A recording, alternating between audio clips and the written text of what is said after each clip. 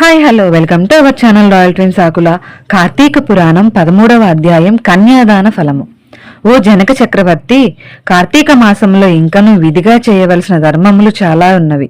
వాటిని వివరించెదను. సావధానుడవై ఆలకింపుము. కార్తీక మాసంలో నది స్నానం ముఖ్యము. దానికంటే ఒక పేద బ్రాహ్మణుని కుమారునకు ఉపనయనము చేయటం ముఖ్యము. ఒకవేళ ఉపనయనమునకు అగు ఖర్చు అంతయు భరింప సఖ్యము కానప్పుడు మంత్రాక్షంతులు, దక్షిణ తాంబూలాది సంభావనలతో తృప్తిపరచనను ఫలము కలుగును.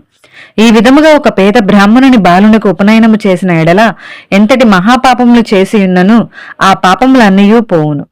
ఎన్ని నూతులు తటాకములు త్రవ్వించినను పైన చెప్పినట్లుగా ఒక బ్రాహ్మణ బాలునికి ఉపనయనము చేసినందువలన వచ్చు ఫలమునకు సరితూగవు.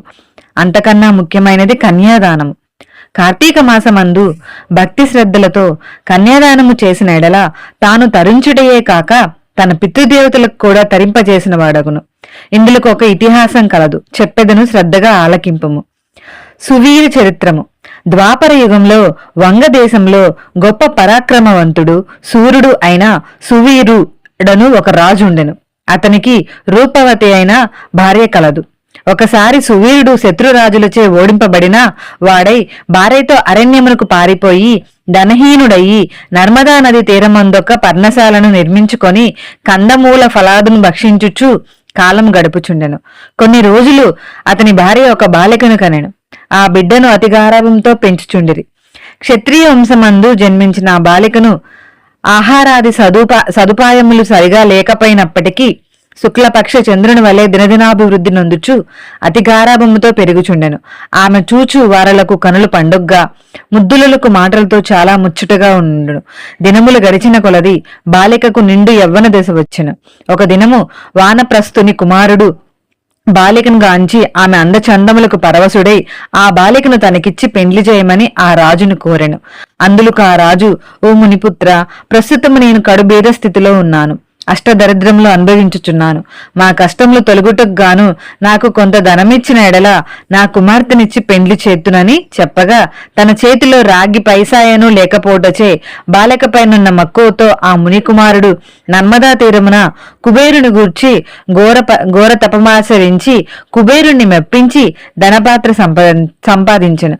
రాజు ఆ పాత్రను పుచ్చుకొని సంతోషించి తన కుమార్తెను మునికుమారునికిచ్చి పెండ్లి చేసి నూతన దంపతులిద్దరినీ అత్తవారింటికి పంపెను. అటులా మునికుమారుడు భార్యను వెంట పెట్టుకుని వెళ్లి తల్లిదండ్రులకు నమస్కరించి అంతవరకు జరిగిన వృత్తాంతమంతయు చెప్పి భార్యతో సుఖమనుభవించుచుండెను. సువీరుడు మునికుమారుడు ఇచ్చిన ధనపాత్రను తీసుకుని స్వేచ్ఛగా ఖర్చు పెట్టుచు భార్యతో సుఖముగా ఉండెను. అటుల కొంతకాలం జరిగిన తర్వాత ఆ రాజు భార్యామణి మరొక బాలికను కనెను. ఆ బిడ్డకు కూడా యుక్త వయసు రాగానే మరల ఎవరికైనా ధనమునకు అమ్మవచ్చునన్న ఆశతో ఎదురు చూచుచుండెను. ఒకానొక సాధు పుంగవుడు తపతీ నది తీరము నుండి నర్మదా నది తీరమునకు స్నానార్థమై వచ్చుచూ దారిలో ఉన్న సువీరుణ్ణి కలుసుకొని, ఓయి, నీవెవ్వడవు? నీ ముఖ వర్చస్సు చూడ రాజవంశమందు జన్మించిన వాని వలె ఉన్నావు. నీవి అరణ్యమందు భార్యాబిడ్డలతో నివసించుటకు కారణమేమి అని ప్రశ్నించగా సువీరుడు, మహానుభావ, నేను వంగదేశమును నేలుచుండుది సువీరుడను రాజును.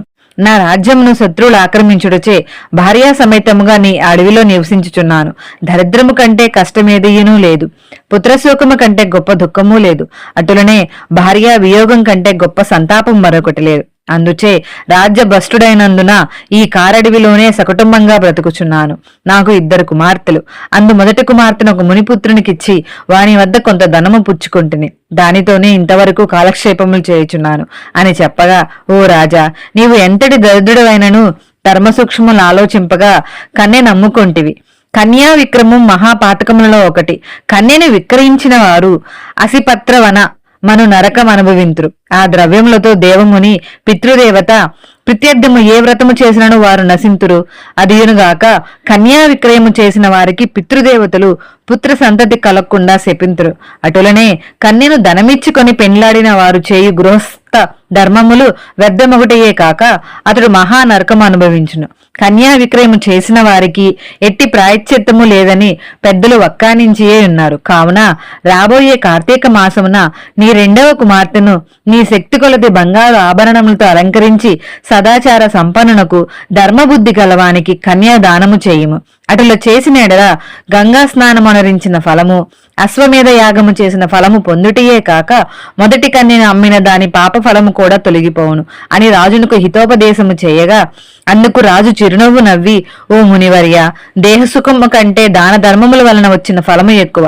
తాను బ్రతికుండగా భార్యాబిడ్డలతోనూ సిరి సంపదలతోనూ సుఖముగా ఉండక చనిపోయిన తర్వాత వచ్చడి ఏదో మోక్షము కొరకు ప్రస్తుతమున్న అవకాశమును చేతులారా జార విడమంటారా? ధనము బంగారము కలవారే ప్రస్తుతము లోకములో రాణింపగలరు. కాని ముక్కు మూసుకొని నోరు మూసుకొని బక్క చిక్కి శల్యమై ఉన్న వారిని లోకం గుర్తిస్తుందా, గౌరవిస్తుందా? అహేక సుఖములే గొప్ప సుఖములు కానా నా రెండవ కుమార్తెను కూడా నేను అడిగినంత ధనం ఎవరిత్తురో వారికే ఇచ్చి పెండ్లి చేయుదును, కాని కన్యాదానం మాత్రం చేయను అని నిక్కచ్చిగా నుడివడెను. ఆ మాటలకు సన్యాసి ఆశ్చర్యపడి తన దారిన తాను వెడలిపోయెను. మరికొన్ని దినములకు సువీరుడు మరణించెను. వెంటనే యమభటులు వచ్చి వానిని తీసుకొని పోయి యమలోకములో అసిపత్రవనమున నరక భాగమున బడవేసి అనేక విధములుగా బాధింతిరి. సువీరుని పూర్వీకుడైన స్తుతకీర్తియను రాజు ధర్మయుక్తంగా ప్రజలను పాలించి ధర్మాత్ముడై మృతి చెందిన పిమ్మట స్వర్గమందు సర్వ సౌఖ్యములు అనుభవించుచుండెను. సువీరుడు చేసిన కన్యా విక్రయము వలన ఆ కీర్తిని కూడా యమకింకరులు పాశములతో బంధించి స్వర్గము నుండి నరకమునకు తీసుకొని వచ్చిరి. అంతటా శృతకీర్తి, నేనెరిగికున్నంత వరకును ఇతరులకు ఉపకారము చేసి దాన ధర్మాదులు యజ్ఞ యోగాదులు అనుసరించి ఉన్నాను.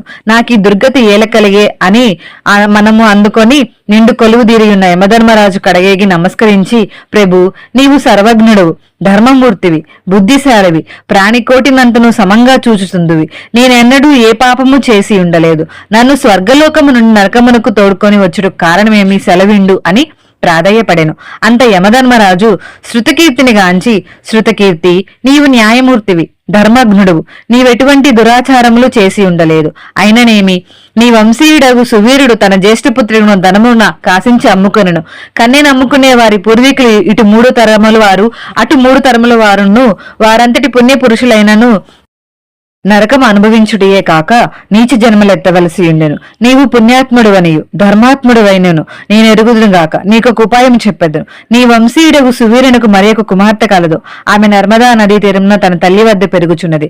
నా ఆశీర్వాదం వలన నీవు మానవ శరీరము దాల్చి అచటకు పోయి ఆ కన్యను వేద పండితుడు శీలవంతుడు ఒక విప్రునకు కార్తీక మాసమున సాలంకృతంగా కన్యాదానము చేయించుచు అటులు చేసిన ఎడల నీవు, నీ పూర్వీకులు, సువీరుడు, మీ పితృగుణములు కూడా స్వర్గలోకమునకు ఎగుదురు. కార్తీక మాసంలో సాలంకృత కన్యాదానము చేసిన వాడు మహాపుణ్యాత్ముడగును. పుత్రికా సంతానము లేనివారు తమ ద్రవ్యముతో కన్యాదానము చేసినను లేక విధి విధానముగా ఆ బోతునకు వివాహమనర్చినను కన్యాదాన ఫలమొచ్చును. కనుక నీవు వెంటనే భూలోకమునకు ఎగి నేను తెలిపినట్లు చేసితివేని ఆ ధర్మకార్యము వలన నీ పితృగణము తరింతురు, పోయిరమ్ము అని పలికెను.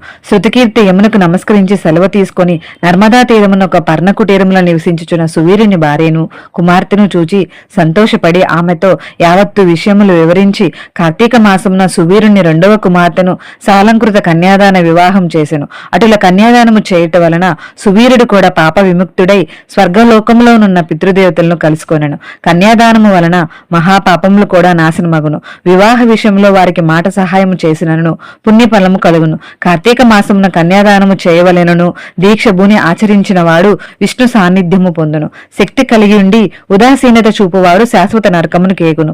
ఇట్లు స్కాంద పురాణాంతర్గత వశిష్ఠ ప్రోక్త కార్తీక మహత్యా మండలి త్రయోదశ అధ్యాయము అంటే 13వ పారాయణం సమాప్తము. వీడియో నచ్చితే లైక్ చేయండి. Please share, like. Thank you for watching. Thank you so much.